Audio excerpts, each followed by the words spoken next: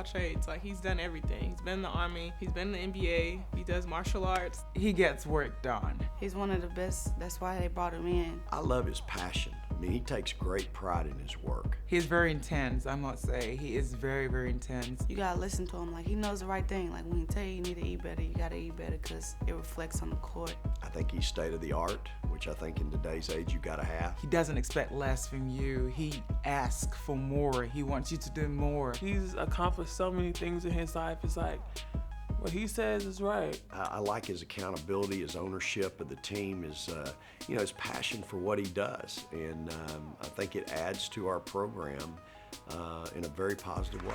Energy, energy, energy. Energy, energy, energy. Loud, loud, loud, loud, loud, loud, loud.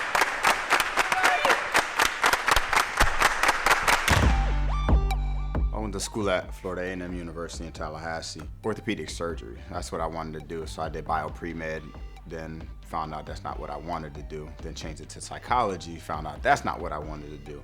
And then finally settled upon physical therapy because it puts me around sports and it allows me to, be able to travel. I lost my scholarship, so I had a athletic scholarship and a couple of grants that got me through school because I was an out-of-state student. My mother wasn't able to put brother and I both through college, so we both enlisted. Decided on Army infantry, so I wanted to do the hardest thing possible. I don't like the easy way out, and it's one thing my grandmother, my father, and my mother all preached to me is if you're gonna do something, go all in. So she wasn't too happy about it, but she understood where I was coming from. There's an added level of respect from my perspective just because I grew up in a military family. My father was a bird colonel in the Army 32 years.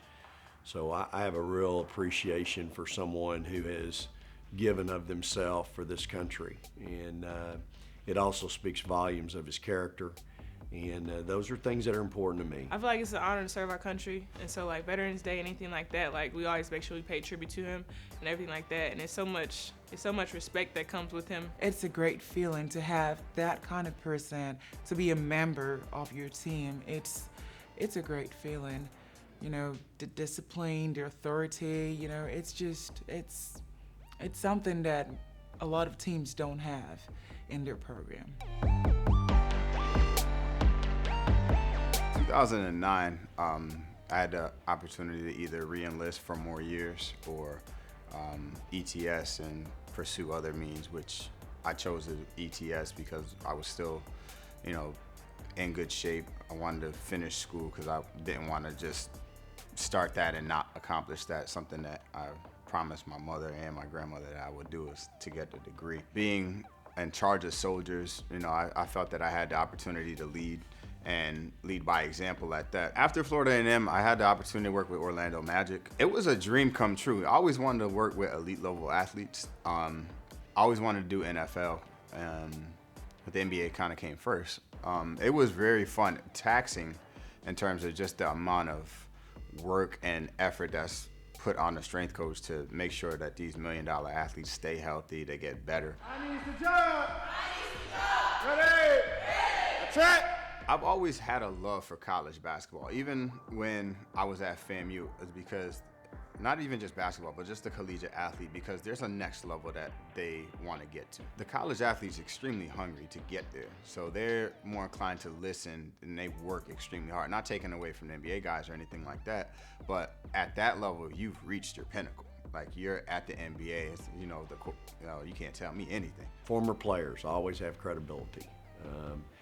Anybody associated with any type of professionalism at the highest level, which he had obviously with the Pistons. That in and of itself really was an eye-opener for our kids. He knows what our body can and cannot go through, so he really relates to what we go through. He's demanding like I am. He wants things done his way. He knows like in the moment, it's like he just has to come and like touch me and be like, dominate.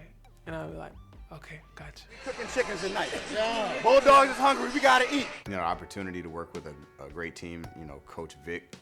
When I read up on him and the opportunity, it's like, oh yeah, this guy's old school. Heard a lot of things about him in terms of his intensity. Oh, that matches. He kind of reminds me of Stan Van Gundy. Just the relentless approach to coaching and, you know, demanding so much from his athletes. So, you know, it was an easy decision in terms of just picking, you know, a college.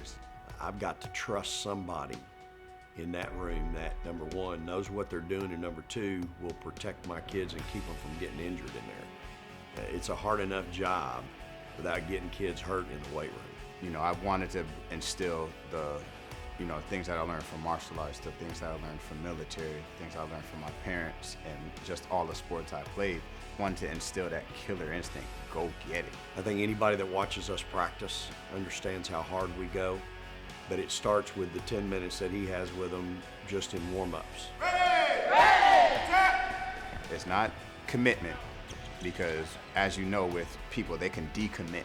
You know, they could commit to a school and then, oh, I choose differently, I'm gonna decommit. But if you put your effort and energy into it, there's a lot of times, once you put those two things in, you're not gonna quit, because you don't wanna waste your time. So you give me the effort and energy, everything else comes after that. The discipline comes, the commitment comes, the desire, and the determination comes just off those two.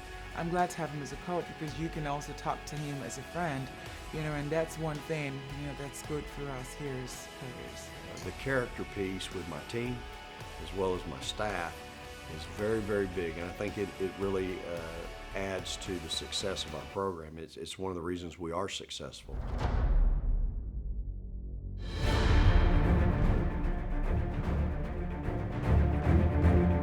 Well, I think you've got to look past the 1-9 and realize in those 9 losses, they were in 6 of those ball games with a minute to go, either ahead by 2, tied, or down by 2. So they've been in every ball game, and it's a young team that's just trying to learn how to win. I think more than anything, they're going to be really good in the future. Anybody can get beat on any given night, so if we go out there and we're not ready, we could have gotten beaten, but just so happened we were ready like always.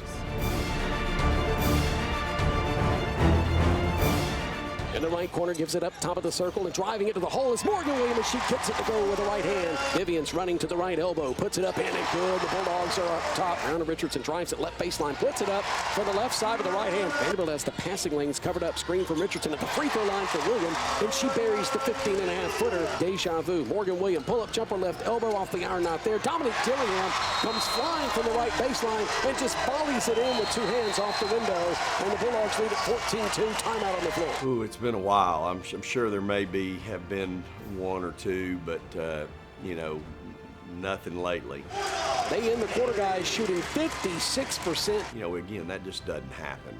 And again, I think it was a little bit of us really doing a good job making shots, getting good shots, and then really doing a great job defensively. And you know, I think, hey, I've been on the other end of that. It can get away from you in a hurry. Kicks it out to Johnson. 3 on the way. Good! Rashonda Johnson thought about a 3. Now takes it left wing. Good! Rashonda Johnson. Johnson attempts another 3, and she hit it. Right baseline, drives it in the paint, kicks it over in the corner. Johnson fires another 3. Good! She has 5.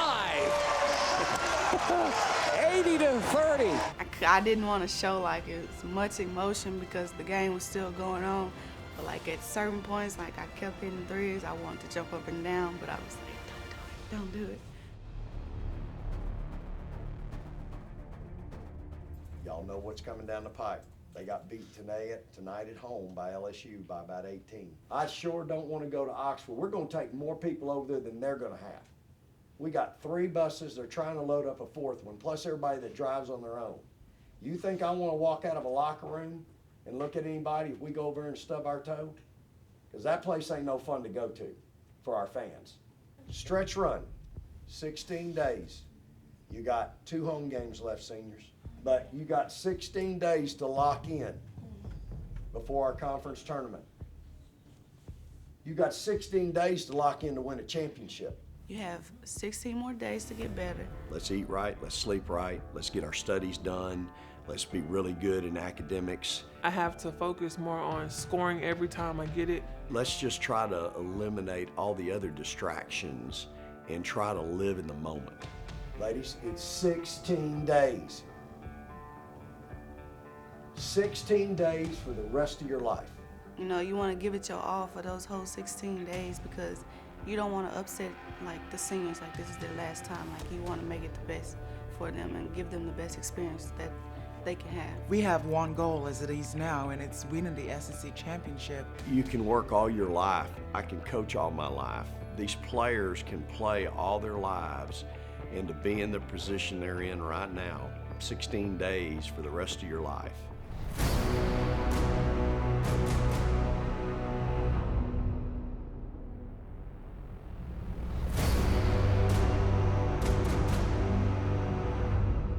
Relax and play the game.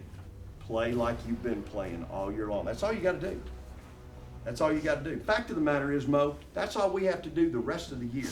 We just have to play like we've been playing every night. That's it. Nothing special.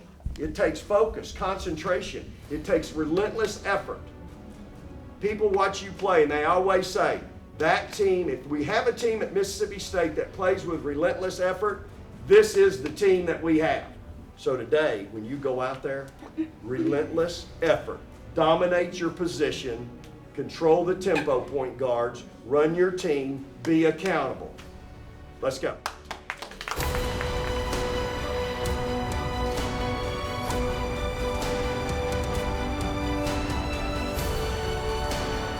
Morgan Williams gets to the right wing, jumps up in the air, dumps it inside. Okori spins to her left and with two hands dumps it into the paint. The Bulldogs lead. Morgan Williams up the right side of the floor, gets to the free throw line, 15-footer cut. Morgan Williams with 2 free throws a moment ago, and now a jump shot. Now she takes the offensive foul.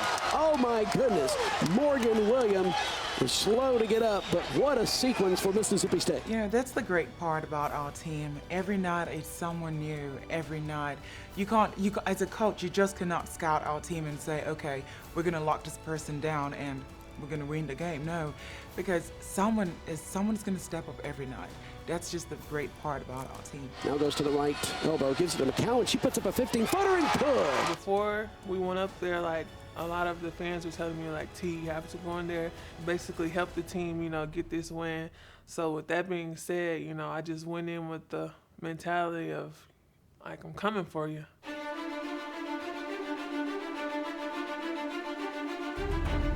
She had 13 rebounds, I think, at halftime, 11 points, and just dominating the game. She was dominant on the defensive end.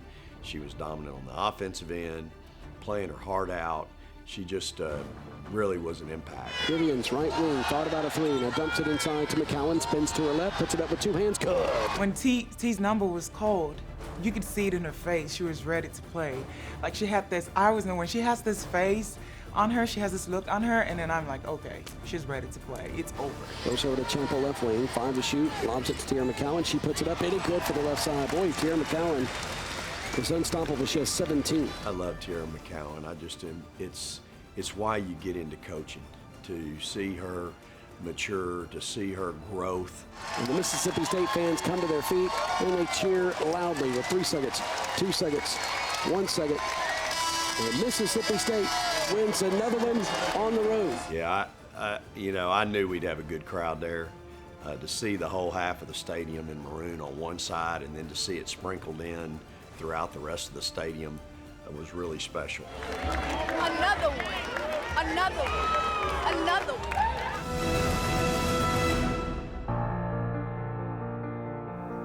25-1.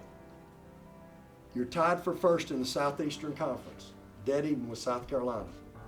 And you got 4 to play. 4 to play. You've done a heck of a job, but the thing is, you've got 2 weeks for the rest of your life. What you can accomplish in the next 2 weeks can be something that will be with you for the rest of your life with the people in this room. It can be that special. 13 days for the rest of your life. Let's sell out.